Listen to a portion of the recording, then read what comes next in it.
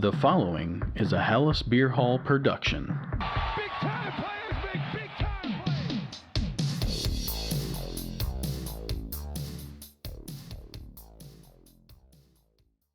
Go for it. Welcome to Hallis Beer Hall. Today is Sunday, August 10th, and the Chicago Bears are 0-0-1. What a stat. What a stat.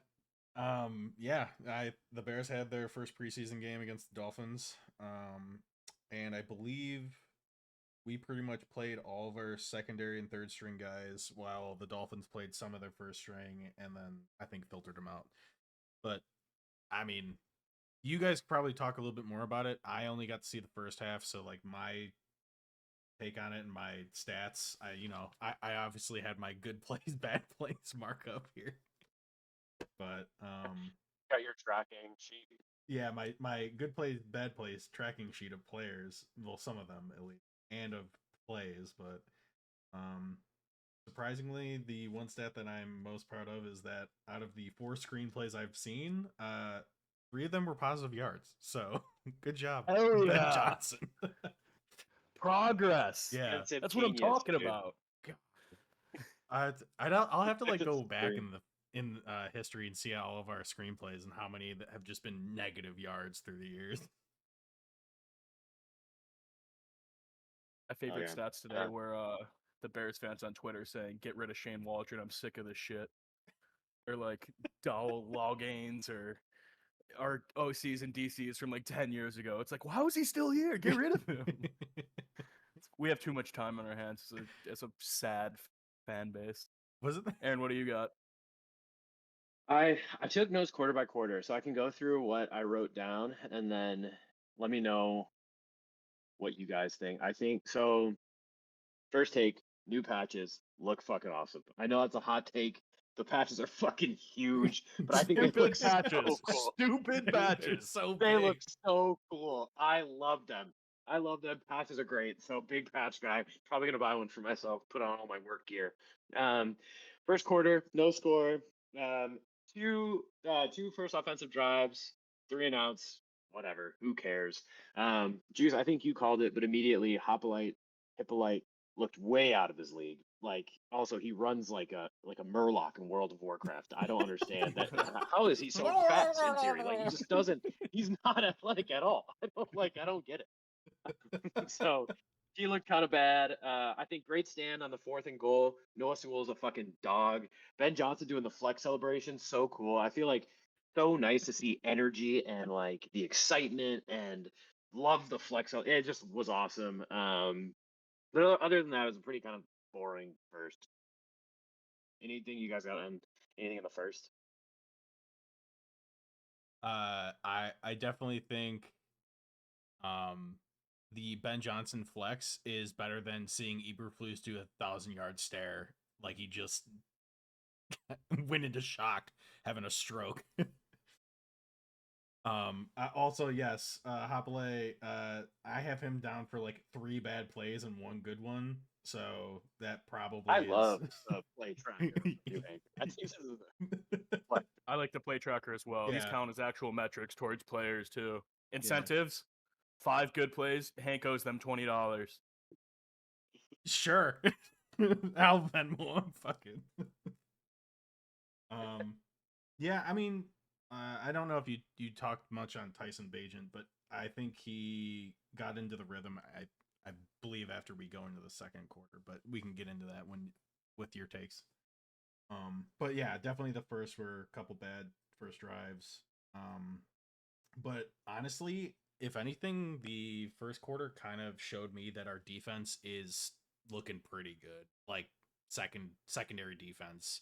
If somebody's going in to cover somebody, like we pretty much got it covered. Yeah. Oh yeah. No, that makes sense. Yeah. So then second quarter, overall, I think Dolphins 2 TDs, Bears 1 touchdown, Bears field goal. My notes are Zach Wilson is ass. He missed several wide open throws. Not very good. I couldn't even believe he's still in the league. The field, I think, already kind of looks beat up. I don't know. Like, it just looks like kind of dusty. So that's kind of lame, but whatever. Breaking ground in Arlington, so that's fine.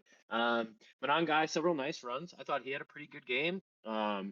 Really tough trying to spell his name in these notes, but I think I did an okay job. Spelled like 3 different ways, but one of them probably is right. Tyson, I thought some nice throws. I thought there was decent pocket protection in the red zone, except for Braxton, or sorry, decent pocket protection except in the red zone when Braxton Jones is just like letting people run by him.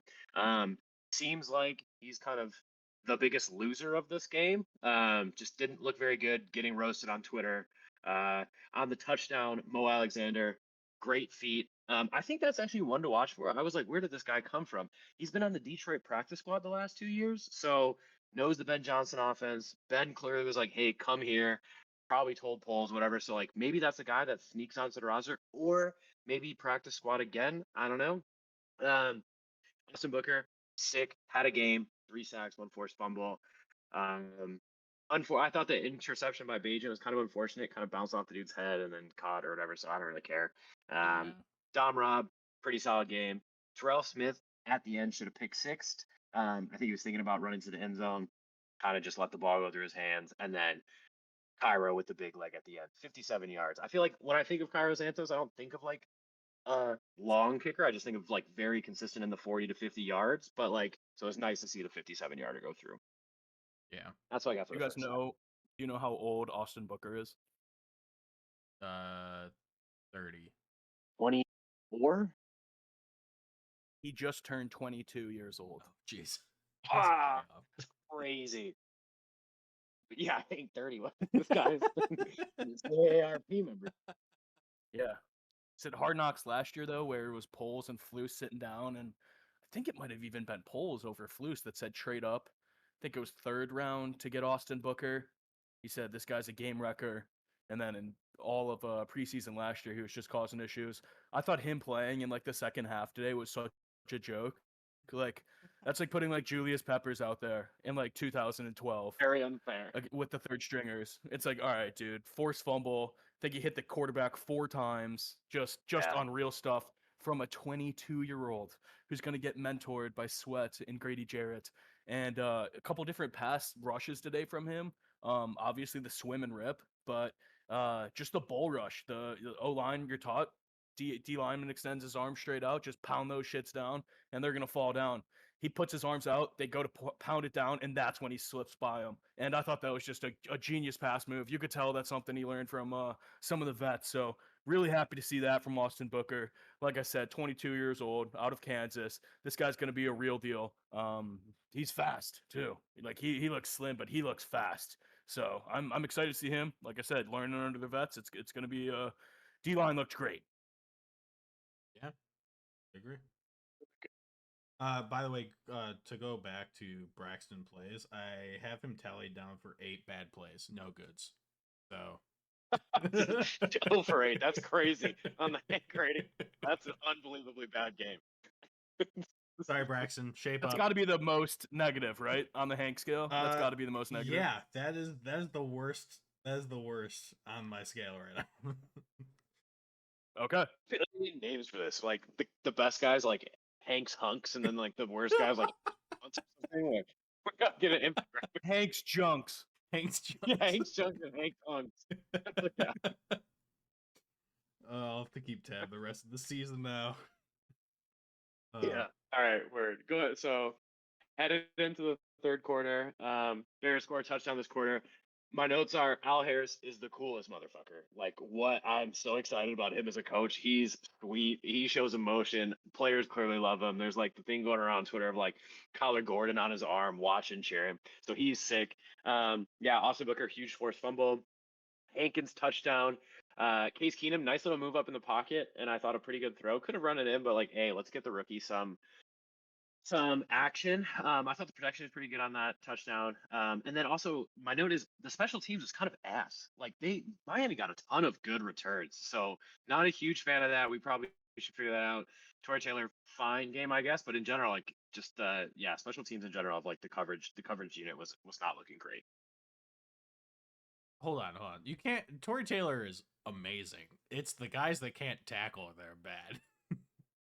It's true, but he didn't have as many like I don't know shit about special teams or football, but it didn't seem like I was like as blown away. Like where I'm watching the return guy, he's not going that farther back. Whereas like last year, I feel like he's like kicking it way past the guy, if that makes sense. Okay. All right. Fair take. Yeah, absolutely. Hank Torrey Taylor does fucking rock, but like there's field goals. I mean, obviously kickoffs. I feel like they're averaging return to at least the 40, kind of like what Aaron said. Fucking Richard Hightower's man tits over there on the sideline, just sitting there. What's going on here? I get it's backups, but guess what? Special teamers in the regular season, they're backups. You're not putting starters on special teams. Starters don't play special teams. You're putting backups out there. So that's first string special teams is kind of how I looked at it today, and I was really disappointed with them. They definitely could have broke a couple tackles and took it to the house. Obviously, Torrey Taylor's going to do what he does, but I just feel like the returner would catch it, and then there would not be anyone within 10, 15 yards. And that kind of pissed me off. Is just, are we getting blocked? Are we not running down? Is Richard Hightower running some fucking wedge on the kicking team that's like getting sent down there? I'm kind of confused on what his philosophy is. I'll go back and watch that. I'm pissed that he was the only coach we kept from last year, and yeah, still hate him. Just formation flying V, defensive line, defensive players flying down there. Yeah, I'm with you on that too. We should have fired him. But here he is. Fourth quarter, Dolphins touchdown, Bears touchdown, Dolphins field goal. Ends in a tie. I hope Alexander Madison's all right. I think he's fine. Vikings guy formerly, but like don't like to see anybody get hurt. Still good to have Elon Wheeler back. What a name. It's like a backyard baseball name. So I'm excited that he's doing well. He had a really nice run where he like spun off and got, I don't know, 10 yards or something like that. That was kind of cool. Touchdown to Walker by Case Keenum. Nice throw. Fades to the back of the end zone. Really cool moonwalk celebration thing that they do on TikTok. That was sick. I'm trying to learn how to do that. I'm not nearly as good, I found out. So I'm going to work on that one. We had a call on fourth down to take a shot down the field. And it looked like, I don't know if Austin Reed like tried to throw him short to get the PI call or what. I think he had him beat over the top, but either way, I think it could have been PI. It probably would have been harsh, but I think the like receiver needed to make a bigger play of it, which I think is what Antoine Randall L was saying to him on the sideline. But I like the call. I just like it's fun being aggressive like that, so that's kind of cool. And then love the 4th and 15 blitz call from the defense. I feel like if this is the Eberflus Bears, they would have been playing kind of like prevent, and they still would have figured out how to get a first down somehow. So love that we just fucking brought the aggression, just made them fucking think about it, and then the end of the game was chaos. Neither team really wanted to win. I don't really know what was going on, but fuck it, whatever. Yeah, actually, a good point on the defense. Wrapping that into the fact that we're playing. Apparently, we're playing more man to man, like more aggressive man to man. We're not doing the zone like soft shit, which is interesting. Because I think for the longest time the Bears have always been, and it always just seems like we're getting eaten up on these short yardages. So I'll be curious to see if like first string defense is a lot stronger with the man to man stuff, and it's just our secondary is kind of still getting used to that. Because obviously, like a couple of our guys got beat out. I think like Blackwell got beat out on a couple runs. Mason Wright got beat out on a run, and Hopley for sure got beat out on a couple too. Pass plays, sorry, not run plays, but pass plays. Yeah, I agree. The corners definitely got sauced a little bit. But I mean, Jalen Johnson and Kyler Gordon, once they're playing, they're not getting beat out. I got a couple fun notes. Aaron, you forgot in the third quarter the most important stat. George McCaskey said hell on national television. No way. Yeah, I forgot about that. Times really are different, hey? You weren't allowed to swear in Hard Knocks. We watched Bill's Hard Knocks first episode last week, and McDermott's just saying like tons of F-bombs. So George said hell. So we could be back. The players respect the hell out of Ben Johnson. That's how it's kind of a new era. Other notes I have is Eric Bieniemy looks like Lovie Smith's twin if he heard of Ozempic. Exact same bald head and gray beard. Like identical. I'm not kidding. Great stat. Third, I have Stacy telling Romo Dunze that if he and DJ Moore had a baby, it would be Luther Burden. Kind of a To be weird. fair, an executive said that. She just is reporting the news. She's just reporting the news. I don't know. I'm if happy I I would have say season that tickets one. and I'll be in person at the game and not watching most of these on TV. And then, last note, I kind of think Case Keenum is better than Tyson Bagent. Ooh, hot take. Interesting. Okay. 13 years in the league, lot better game manager. Bagent missed a couple of easy throws. That one, he had Luther Burden in the back of the end zone. Everyone knows what I'm talking about. Those Yeah. pictures are all on Twitter. He had Luther wide open in the back of the end zone. I texted in the chat. He's kind of a check down merchant, which isn't bad at all. Like sometimes I just wish last year Caleb would be a check down merchant and not hold on to it for 5+ seconds, getting Fields PTSD right there from him just holding on to the ball and then taking off. But Keenum had a couple balls, dude, where he's just throwing that lob pass, a swing pass to the running back, and he just lobs it right over the backer. It's one-on-one coverage, drops it right in the bucket. I don't know if it's a close game. I would probably feel more comfortable with Keenum at this point. I do feel like Tyson reached his potential already. Yeah, I mean, I don't know. I've seen people on Twitter too saying that Bagent is better and should start over Caleb, which is just unreal. I don't really know what game they're watching. Yeah. But yeah, what are your guys' thoughts? I kind of like Keenum more than Bagent. Aaron?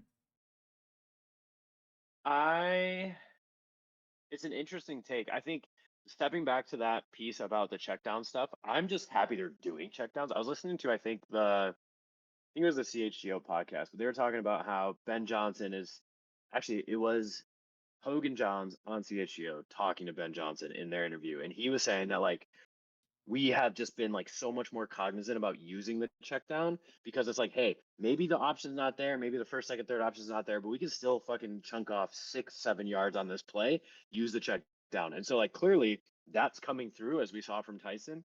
So I like that in general, but I mean, I like Tyson Bagent. I think he's really cool and clearly is a hard worker and guy came from nothing. But I feel like if they announced tomorrow that Case Keenum is now the second guy, I wouldn't care. You know what I mean?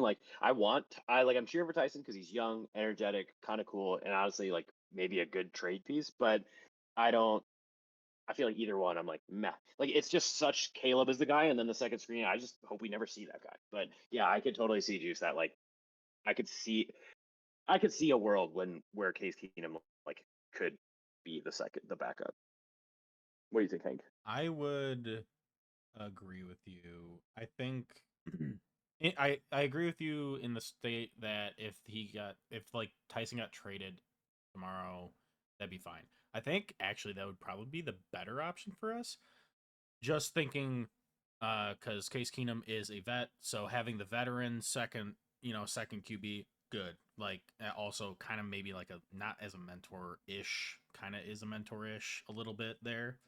But I think Tyson could go to another team and be close to a first QB1 if a team really needed that. Right now, after last draft, it seems like QBs are flying off the walls because the Browns have 6 now. Yeah, they have a lot of QBs. Yeah, so Tyler Huntley they just picked up. Yeah, so QBs aren't really in demand ish, but again, I think he would be better off as a trade piece. He's a good QB, base QB. He is really good at learning. It seems like he's improved a lot, at least learning Ben Johnson's offense quickly with Caleb. And probably that whole QB room is probably on point and working with each other. I would hope. I mean, obviously we don't know the insides there, but yeah, I think he's got a good head on his shoulders. I think he's got good gameplay mentality. He might be a little bit cautious in preseason and focusing on the checkdowns and stuff, and maybe he'll take more shots later on. But from the plays that I saw in the first and second, there were a couple middle of the field shots that were just too high. It's you were just a little too cautious, or but He's trying not to throw a pick. yeah, but there was the one touchdown he did throw on 4th down that was great. He threw it up there, let the guy go get it, and he got it, and the guy got his feet down. So I think he's got it. He's got the all the workings for it for sure. Yeah, I think if the Saints call you though, like obviously NFL part of injuries part of the game. Saints no injuries, they just suck. If they call you and offer you a 4th or 5th rounder for Bagent, I think you got to send him. Yeah. I mean, I think you said now it. with the new It's rule, about getting a you return on investment. Yeah. yeah, you have a 3rd quarterback. With the new rule, you have the emergency quarterback rule, and we have Austin Reed. Although he didn't look great today, Caleb's buddy could have made him look a little better. I feel like we'd be having a different discussion about Austin Reed if I think it's John Jackson decided to catch a ball across the middle, or Jack Johnson, John Jackson, one of those two. No, Jack Johnson thinks banana pancakes. Anyway, besides the point, Austin Reed, feel like he could have made a couple better throws. But yeah, like at the end of the day, if Saints call you, Cam Ward gets hurt in Tennessee, Titans call you. I think you ask for a 4th, 5th rounder and get that back. I think that's. I'm not losing sleep over losing Tyson. Obviously, a swaggy guy, but with what I'm seeing today, I thought he would have came out and showed a lot more progress. Especially with Luther and Colston on the first couple of drives. Like, dude, you got all the weapons out there going against backup defense. I think Jalen Ramsey's on the Dolphins. Like, he wasn't playing, so I don't know. I wasn't too impressed with him. Like I said, Case Keenum's kind of that game manager, and that's what you're going to get. 13 years in the NFL against a kid who played D2 ball, and it's his like 3rd or 4th year. Like, that's expected. But yeah, overall, I mean, happy with the Bears' performance. I'm not going to get mad about the preseason, even though I was pretty fucking mad. Easily should have won that game. I still think we should have attempted a 64-yarder over a 4th and 15, but I don't know. I trust Ben. I do like how much he went for it on 4th downs in a preseason game. Him and Mike McDaniel just like decided to punt like 3 times total. They just kept going at each other on 4th downs, which I love. Like, you could tell it's just 2 offensive-minded idiots just trying to craft up something. But I like that. I like that. That's what preseason's all about. They were probably. I do like it, and it's fun. Yeah. They What are you saying? I was gonna say they're probably like in practice yesterday because I saw the picture of them like talking to each other. They're just like, yeah, so you going on 4th downs because I'll go on 4th downs if you go on 4th downs. Seriously.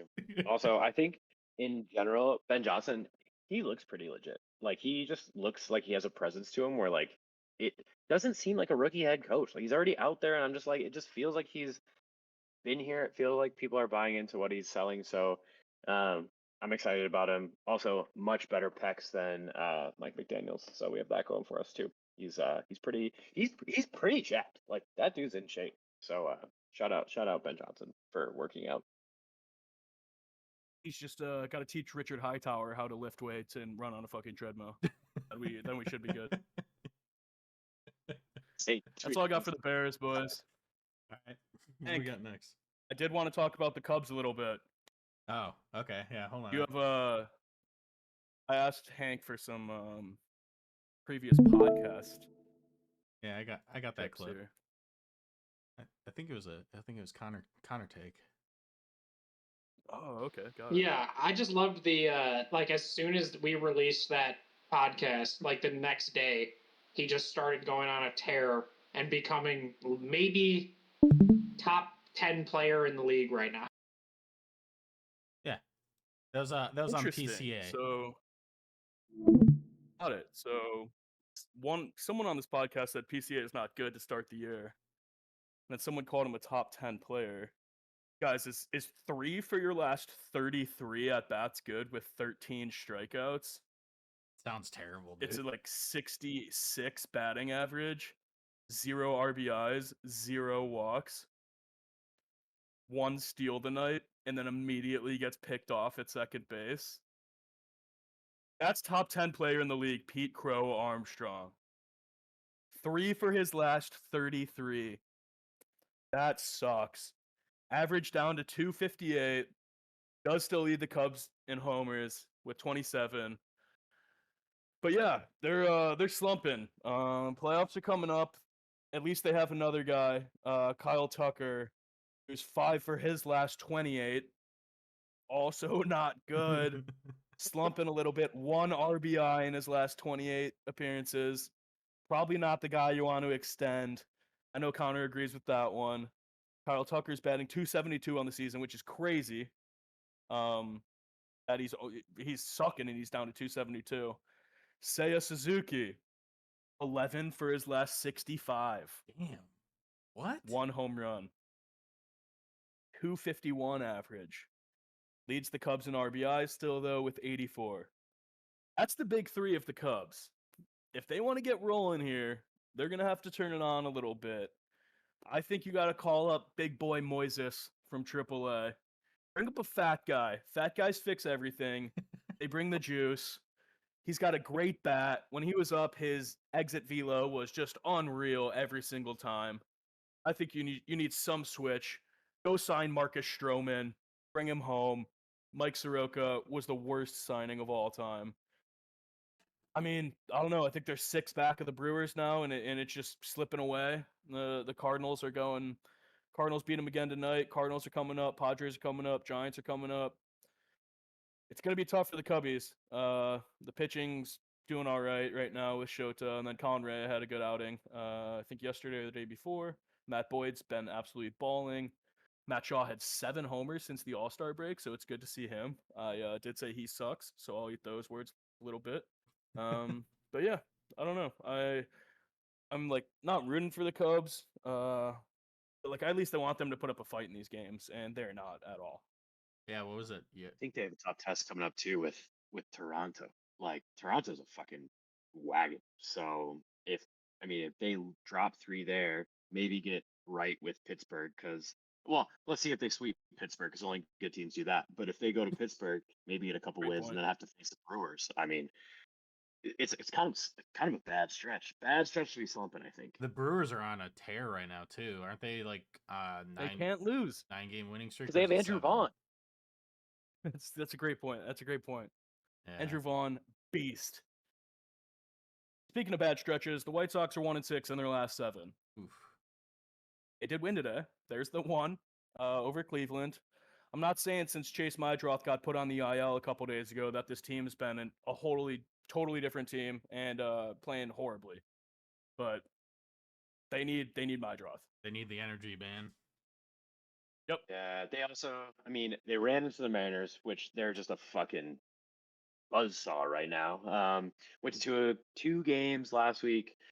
Sox versus Mariners. First game not even close. Second game was at least kind of exciting at the end. Mariners bullpen is kind of a shit show, but they still couldn't overcome it. But it was at least fun till the end. I would say there's not as many Sox fans as there's been in the past when I've gone to Mariners Sox games, but I think part of it is like the Mariners fans are very excited, so like they're just not selling their tickets maybe as cheaply as before, or maybe like because the Sox are such ass that like no one really wants to go see them right now. Yeah, could be that. The one note that I do have about the series, our third base coach is kind of fucking crazy. Like he would when a guy's on second or third, he's staring at them back to the batter. I'm like, you're gonna get killed. Like a line drive. Like he's no way he's gonna react in time. So it's both crazy and kind of cool, I guess. And then shout out to Lenine Sosa, the only guy, at least that I saw, like signing autographs close to game time. I'm sure the players before or after the game probably were, but I got there like right at game time, left right when the game ended, so didn't see anything else. But Lenine Sosa signing autographs. So shout out him. I thought that was pretty cool. But yeah, it sucks that they kind of cooled down because we need them to kind of heat up to win our bet with Connor. But Colson Montgomery, 453 feet home run today, which is fucking insane. He's been on fucking fire. So I'm super excited that he might look like a guy. Like I wasn't sure, but he's been pretty sick. So we'll see what happens. But yeah, we need Chase back. He chews gum like a maniac. It's unbelievable. The jaw on that guy is Huge wad. Oh my god, I was watching the shit out of him for like an entire inning, just crushing a fucking like double bazooka. It was crazy. So yeah, shout out Chase Mydroth. Yeah, he goes through a bag of big league chew every game, dude. He is just chomping on that shit. Yeah, Colson Montgomery home run today, 453, longest home run at Guaranteed Rate Field this year, which is pretty cool stat. Damn. So landed on the concourse. In the last 17 games, Colton has 9 home runs. If you're homering more than every other game, that's gonna suit you well. I'm not gonna advise you to look at his batting average. It's not at all where you would think it would be. It's like in the 230s. So he's just swinging as hard as he can, which I honestly don't hate. Fuck it. I told you all year I just want to bunt and play short ball, and we don't need to swing for the fences. One guy swinging for the fences, totally fine, especially if it's a young guy trying to find his swing. Another guy swinging for the fences, Sosa, like you talked about, Aaron. Last 10 games, he's batting .382 with 4 homers, 13 hits, 8 RBIs. He has 13 hits in 10 games. That's way more than PCA for who's keeping track at home. On the year, he's batting .278 with 48 RBIs. Sosa, I'm happy about him. And then today, Curtis Mead, RBI single. I know Aaron kind of started the Curtis Mead fan club. What's the name of that one as well? Meatballs. The meatballs. We're the meatballs. Meatballs out showing out today for fucking Curtis Mead. And then Grant Taylor, he's kind of settled in, a little bit of rocky patch, picked up his 4th save of the year. Still the close of the future. No doubt in my mind about that. Unless good guy Mike Clevenger comes back, which I hope he doesn't, and I hope he dies, and his pregnant wife beats him up. That's all I got on baseball. Oh, actually, one more. You guys see this woman umpire? Cubs could use her behind the plate. Her first call, maybe a couple inches out of the zone. But she threw the in there, so good for her. That's all I got on baseball. We could send it over to the hardwood if you want. Speaking of pedophiles, Josh Giddey, Bulls offered him a 4-year, $80 million contract. Oh, really? Giddey wanted $30 million a year, and this might shock you.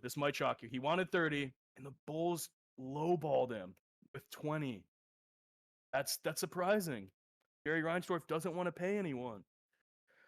So I have a couple guys who make $30 million a year in 4 years. Should Josh Giddey deserve the amount of money that these guys make? Draymond Green, who's a 4-time champion, a defensive player of the year, and led the league in steals. I don't think Josh Giddey's as good as him. Also, Jaren Jackson Jr., defensive player of the year, 2-time All-Star, led the NBA in blocks twice. If Josh Giddey signs this deal, fuck yeah, Bulls. I'm so happy that you guys lowballed him and he took it. But he's going to get offered more than that. It's got to be the Warriors. It's got to be a team who needs a floor general. Spurs could really use a floor general. With CP3 going to the Clippers. But, yep, just another shocker. I don't know. Do you guys think Josh Giddey's worth $100 million? I guess is my question. No, I don't. I have no idea. No clue. Not really in tune with my basketball senses. But I guess just to your point, like, would you rather us offer it to him, or would you rather us offer to him what he wants and he takes it, or would you rather us lowball him and he goes somewhere else? Like, what is the right move for the Bulls? Give him $100 million for the next 5 years. This kid is young. He knows how to spread the floor. He was great in OKC. He, like I said, he's floor general. He doesn't know how to shoot, but with the young guys, obviously contracts, they go up every year. You guys know this. In baseball, they go up every year. In football, they go up every year. Yeah. Even though there's a salary cap, but even in basketball, people are going to get paid. You're going to go into the luxury tax. So if you sign him to that right now, it might look like a good deal in 2 years. Next year, if he's an all-star, 2 years if he's an all-star, 3 years if he's an all-star, that'll look like a good deal. I think you pay him. I do think he's a really good player. No matter who you put around him, he's going to make them better and kind of just elevate their game. Except if it's Noah Senge, who fucking sucks, and every other Bulls player besides Kobe White. But I mean, we'll see. There's a tweet the other day that I saw that Jalen Smith and Dalen Terry exchanged numbers. And the top comment was, "No, I just ordered a Dalen Terry and a Jalen Smith jersey. What am I gonna do now?" Which is just a joke. Like it's hilarious because like nobody fucking cares about this team. They're so bad. Like pay Giddey, make him feel comfortable. But I don't know. I guess it's reverse karma for making him feel uncomfortable because he might have done that to someone in the past. Sorry, Hank, over to you. It's not Jerry who's signing or giving out these contracts too, right? It's his son. Mike. Yeah, Mike Reinsdorf. Although to be I mean, fair, it's him and AK. yeah, I was gonna say like to be fair, it's probably Jerry's like talking to his son, be like, you just always lowball him, always lowball him. Yeah. 100%. Mark Eversley too is If- in there making some decisions. That's not how Jerry sounds, Also- but he's just an evil goblin to me. So Speaking of owners, like, is George McCaskey about to become like the most favorite owner of all time? Like, if can you imagine if the Bears win the Super Bowl and like McCaskey's out there saying the H word, like taking a shirt off, giving it to fans, like he's people are gonna love the McCaskeys are back. Like they have the biggest in the last 3 years, especially with like these other fucking idiots running around. So shout out to McCaskey. we're so back. I want to know what you're gonna do with the George McCaskey button down. What are you gonna do with the button down George McCaskey? They- Like they- yeah. that was crazy. They need to make George a is shirt. in a wife beater. Yeah. They need to make a shirt. George in a wife beater just saying hell. Hey, George, some sleeve tats, dude. McCaskey Get him rocking. So big. Awesome. I'm rooting for George. I mean, he's a cool guy. It's like you said, Aaron. It sounds like we're different. I mean, Virginia's gone. On the broadcast today, said Virginia didn't like notoriety, and obviously not, because Bears didn't do shit for her entire lifetime. Rest in peace, but I'm happy she's dead. Sounds like we're a different team now, though. I think we painted the end zones today. Did you guys see that? They painted them blue. It's no longer just green with the orange Bears font. I think that's gonna make a huge difference. I'm sitting in the end zone, so that'll be fucking sweet. Yeah, what To see that. somebody was saying something they're like a conspiracy of like, oh yeah, they painted the end zones blue, you know why? And it's because it like makes the uniforms blend in. They like they cut to a gif of the Lions and like them in their all blue jerseys just getting interceptions after interceptions in the end zone. That's pretty sweet. I like that a lot. Tactical. I think last piece of Bears news is the new kid on the board of directors. It's like George's nephew or something. So some young, fresh McCaskey blood on the board of directors. Maybe he brings a different viewpoint. I don't know, but I do think it's just cool that like the McCaskies still are running the Bears. Like even if we have sucked, like it's just kind of fun, like that they are like the founding NFL family, and it's cool that it's like I don't know, staying within the family, and they haven't sold out to the corporate megalords. So I mean, if they're again, a I'm family, just praising the McCaskies, but shout out them. yeah, I mean, if they're a family that's still interested in the game and like actually preserving the game and being good as a team, like or wanting to be good, fuck yeah, awesome. Seriously. Yeah. I'm all for bad boy George McCaskey. You guys know we're the second cheapest owners in the NFL. Really? Who's the cheapest? I should know this. Probably the Raiders? No, it probably Maybe can't be the Raiders. Browns. I'm not sure. See the Browns. saw I see the yeah. Browns. I think it might have Yeah. been Brown. But yeah, I'm all for it. Hank, I thought you were saying painting the end zones because of that Odunze play from last year. I think it was also in the preseason. There was a touchdown, and he was just in the back of the end zone by like 2 feet. Yeah. But it was the white lines painted, Mm-hmm. and Yeah. so I guess thought could be that. it. Yeah. Yeah. Here, stand in the blue, not the white lines. Exactly. No, I mean, I love that, and it blends in with the jerseys. No throwback jerseys this year. Only classic Bears uniforms with Yeah. the patch, because George says that's what Virginia kind of wanted. I don't hate it. I mean, I don't either. I mean, it just, if Yeah. anything, it'll be a nice like reprieve, I guess. And then next year, it's like I'm sure they'll come out with some cool jerseys. I hope. And then it'll be like, oh, cool, we're getting different jerseys again, type deal. I just hope it's not the red White Sox jersey. No, you know what? With the cum sack on the hat. Not to keep this Sorry, going on go. for too long, but I think what I've heard a lot from a bunch of different people, Shorts, whatnot, from a bunch of other Chicago guys, is that it'd be cool if they did like the all white like jerseys essentially, because I think it's like Vikings have one, do the Lions have one, or they have the all blacks? They have all whites. They have all Packers whites? have one. Yeah, so I just think Packers have it'd be all cool. whites. Like we might as well do the same thing. Just Polar bear yeah, kit.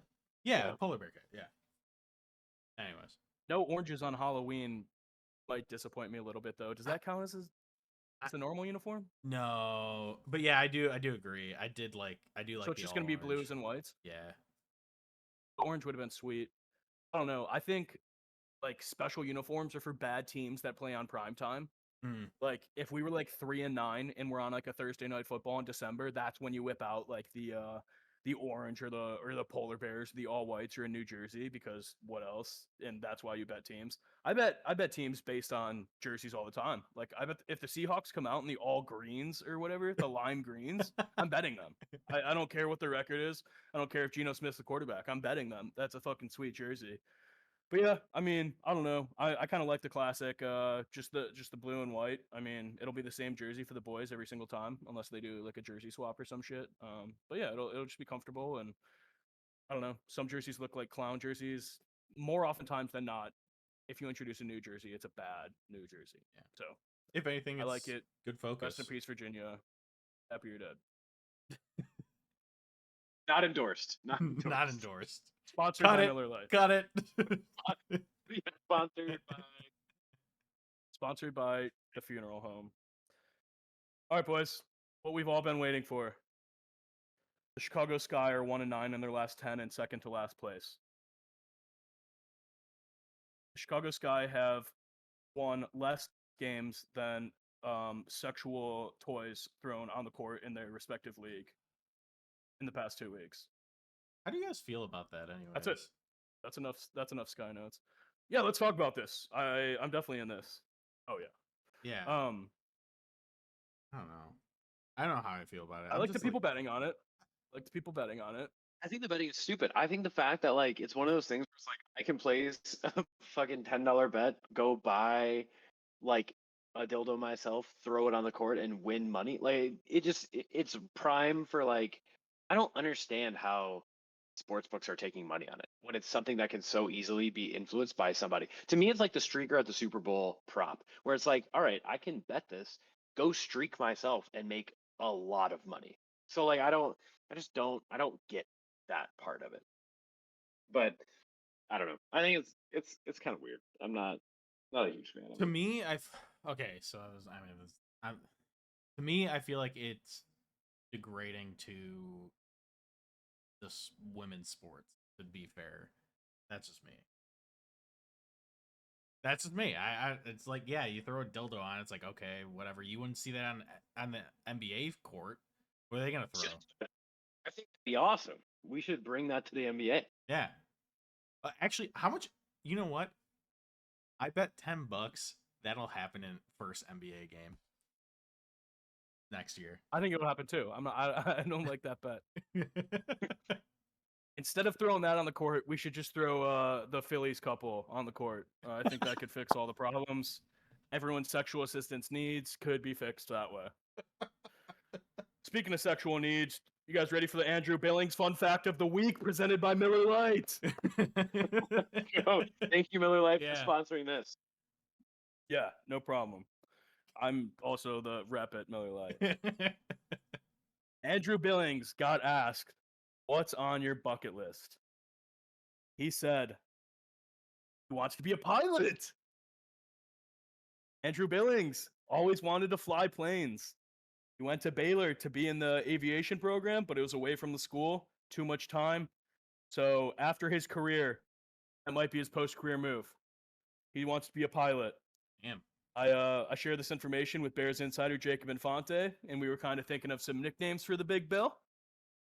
We came up with the Portly Pilot, Pudgy Pilot, Barrel Roll Billings, and Aviator Andrew. I love barrel roll Billings. That's awesome. That's kind of like football too. Yeah. Like, imagine if he runs a stunt and just does a barrel roll from like the 1 to the 3, and then rushes. Unreal. Love it. I love it. How big does that cockpit have to be to fit Andrew Billings in that bitch? Like that's crazy.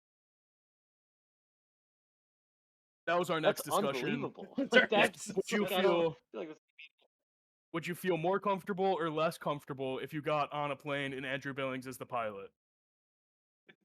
it's like doing the thing from Airplane where it's like up and down. That would be crazy. Yeah. All right, that was the Andrew Billings fun fact of the week, presented by Coors Light. Great fun. Got a little bit of Awesome. trivia. Our buddy Connor's not here, so I cooked some stuff up, Oh shit. and I did trivia from 2015 on. So Aaron, we might lock actually in. know some of these boys. Lock in. So you were alive. You were alive. I was alive. I also have the answers though. Then I guess me and Aaron Starting are off. duo here. Oh, we're Yeah, fucked. you guys got this. Fucked. Which White Sox pitcher threw a no-hitter on August 25th, 2020 against the Cleveland Guardians? Aaron, you would know this more than fuck. Oh my god, I'm freaking out. The only one I can think of is Carlos Rodon, but then he hit somebody in like the 9th inning. Oh my god, this is embarrassing. He's in I the don't know. league. He's on the Sox that aren't Sale? white. No, Garrett Crochet. No.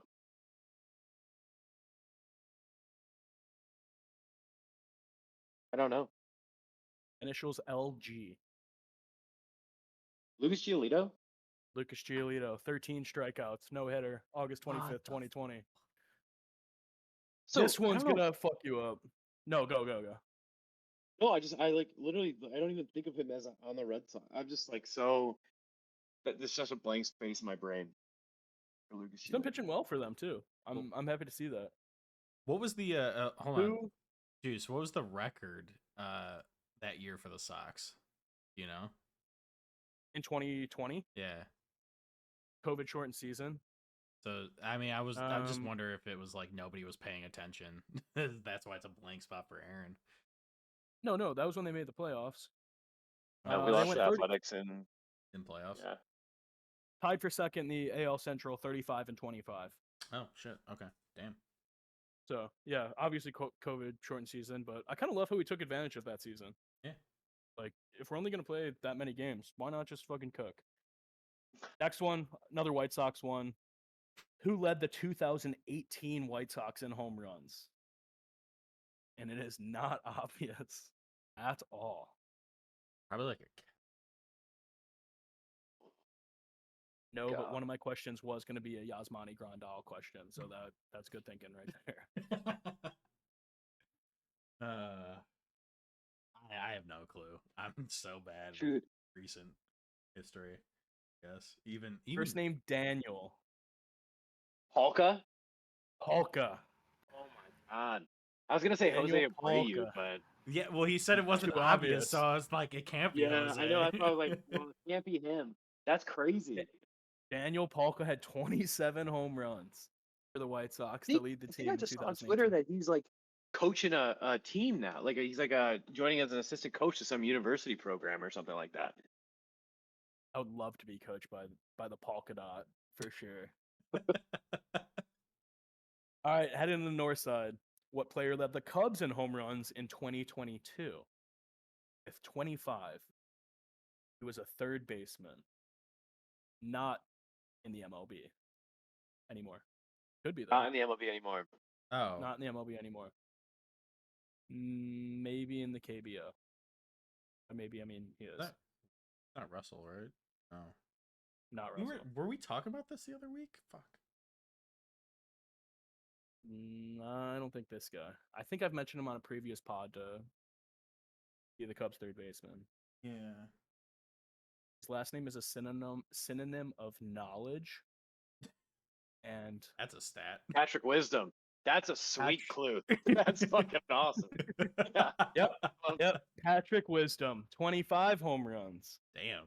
Hey, I'm Solid. good once we get the clues rolling. Yeah, All it's, right, it's last like one, it's a call a Bears friend. Give me a clue. Yeah. These are good clues. Which Bears running back led the team in rushing touchdowns in 2015? Not an obvious one as well. This Not- isn't Jordan Howard. Not Jordan Howard, not Trey Cohen. Probably for Jordan Howard. Montgomery wasn't around yet, right? No. Nope. 2015. Was he like a younger player, or is he like a veteran guy? He was young at the time. I think it was his second or third year in the league. So he was a third-year rookie. Who was before Jordan Howard? He was number 33. Aaron, I feel like you should know this because he was a 4th-round pick out of the Big Ten Conference. I'll give you a school, but I think it might be too obvious. 33 out of the Big Ten. Wait, I think I know. Oh my god. Hank, come on, Hank. 30. Oh my god. You want the college? Yeah, I'll give you some time. I'll give you some time. Yeah, give me some time. Can we need like Jeopardy music. I'm just going through like Big Ten schools in my brain. Probably not Penn Mm. They were good back then, this team. back then in 20. Now they're probably one of the most irrelevant football teams in the Big Ten. Does his last name start with an F? No. No. All right, never. But one enunciated, the second half of his last name, enunciation, is an F. This is crazy. Can I try and guess the school? Yeah. Michigan State, is that That's right? Yep, exactly. Oh my god. Exactly. I could see it. What is this? You know who it is. You know who it is. This is so bad. So bad. But I'm not gonna get it. I'm not gonna get it. I'm stuck at Michigan State. Jeremy. Wait, what? Jeremy? Jeremy. I'm still like, Give it to us. Fuck. can we cut this entire section? This is crazy. Jeremy Langford. Fucking hell.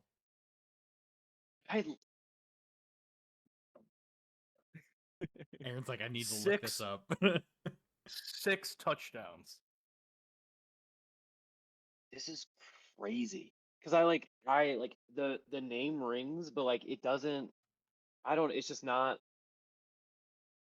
His face though. His face looks kind of familiar. Yeah. But he's again like another. Wow, this is insane. Yeah. Anyways, tough showing. And then I got one more fun Bears note that could close us out if you want. Yeah. 40 years ago, the Chicago Bears won their first and only Super Bowl. Now, I'm not saying this is the year, but I do have a couple facts. In 1985, we had a special teamer with the last name Taylor. In 2025, we have a special teamer with the last name Taylor. In 1985, the Bears' first primetime game was against the Minnesota Vikings.